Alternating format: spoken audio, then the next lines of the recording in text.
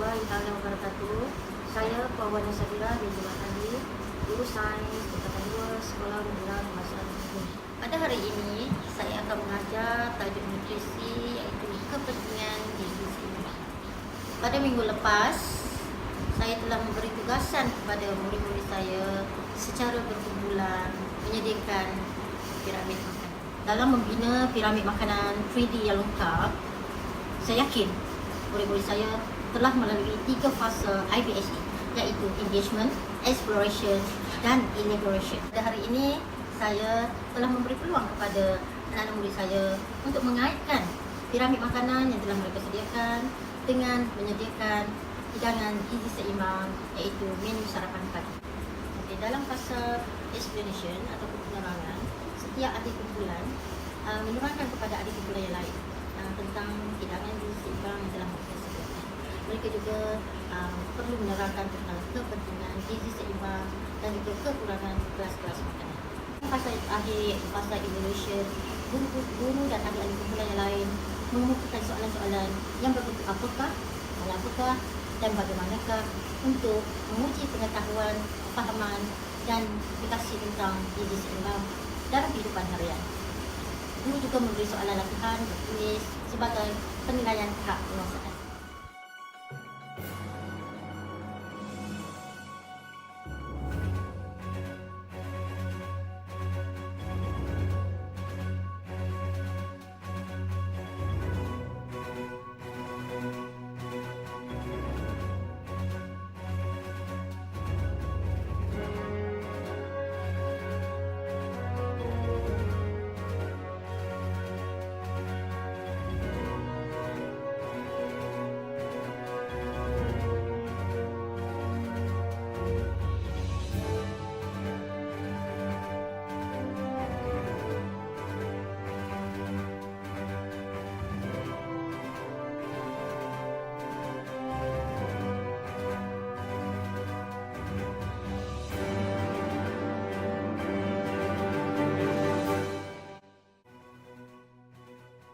Assalamualaikum warahmatullahi wabarakatuh dan selamat sejahtera.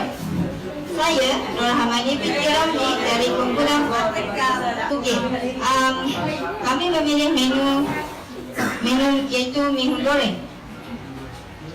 Bagi sajian minuman pula kami memilih air tropicana twister. Bagi menambah vitamin kami memilih pisang. Mengapa kami meletakkan piramid makanan? Kami meletakkan piramid makanan kerana untuk memberi pengetahuan kepada semua supaya pengambilan makanan yang seimbang.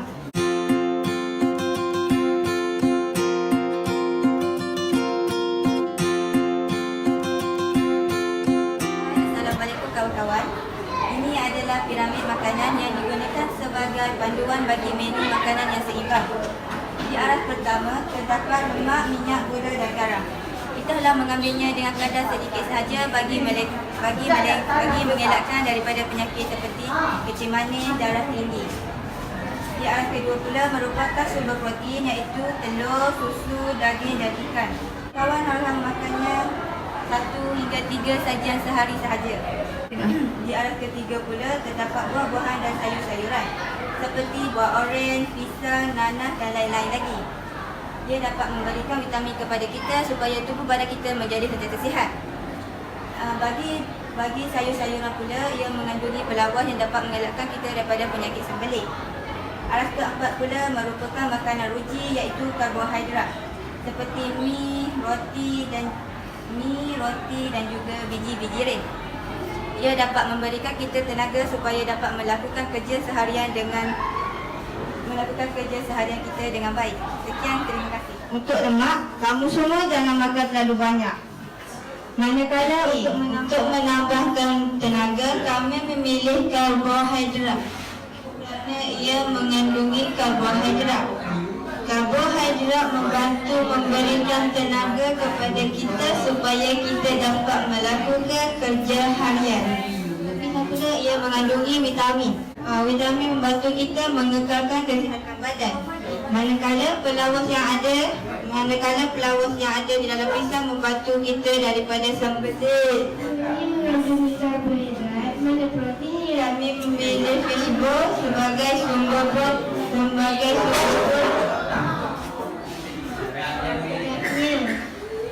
Apakah fungsi protein di dalam makanan menu seimbang? Protein guna untuk baiki tisu rosak dan membina tisu-tisu yang baru. Protein adalah untuk memperbaiki tisu-tisu rosak dan membina tisu-tisu baru. Begitu. Bagaimana pula kita kekurangan protein? Kekurangan protein, kita akan menghadapi penyakit kwashiorkor.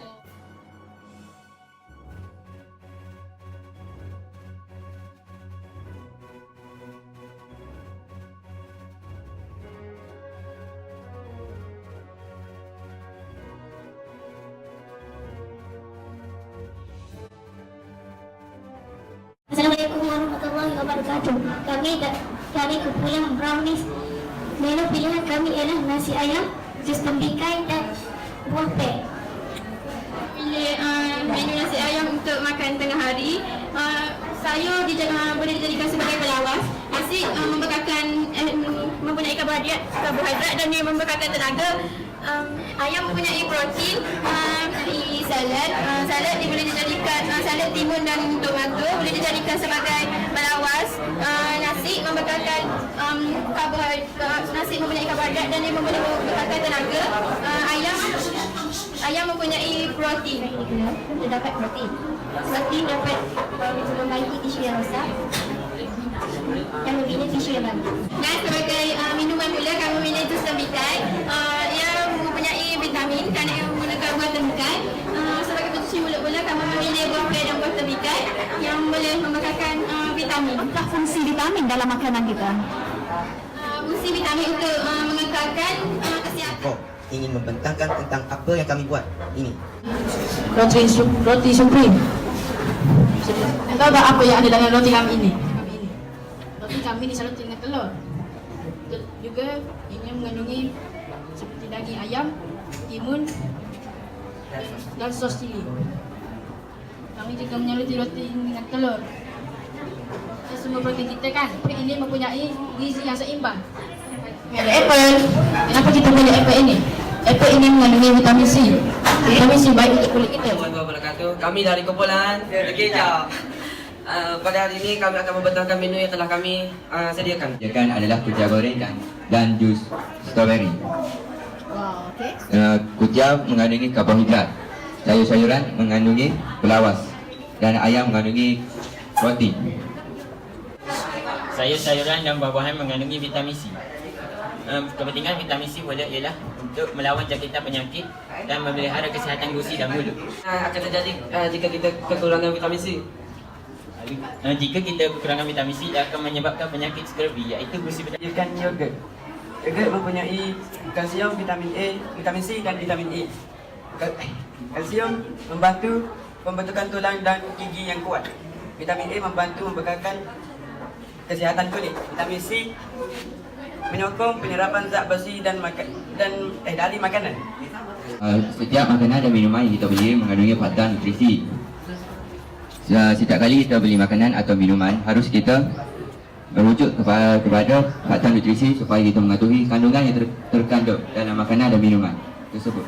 Sekian daripada kami. Bye. Assalamualaikum dan hai, selamat pagi. Kami dari kumpulan Soul Sisters. Hai. Kami menghidangkan spaghetti bolognese sebagai menu sarapan pagi kami. Ini mengandungi karbohidrat yang merupakan makanan puji manusia kerana membekalkan tenaga yang banyak. Jadikan buah tembikai sebagai pencuci mulut yang dikategorikan sebagai pelawas dan vitamin. Nah, apa itu pelawas? Ini boleh mengelakkan kita daripada sembelit. Boleh menyukarkan dapat menyukarkan proses penyahtinjaan air coklat dengan air coklat. Ini vitamin dan mineral. Baik untuk tulang dan gigi. Bye. Selamat jamu selera. Assalamualaikum warahmatullahi wabarakatuh dan selamat pagi. Kami dari kumpulan santai-santai je. Kami telah memilih nasi goreng dan teh ais sebagai hidangan seimbang. Kami memilihnya. Kami memilih nasi goreng kerana ia mempunyai semua kelas makanan. Ialah karbohidrat. Karbohidrat boleh membekalkan tenaga kepada kita. Selain daripada karbohidrat, kami mempunyai protein, iaitu ayam. Dalam hidangan sebagai sumber pelawak. Kami menyediakan air apa? Menyediakan air teh susu sebagai minuman. Dalam air teh susu ini mengandungi mineral dan menyebabkan tulang gigi menjadi kuat.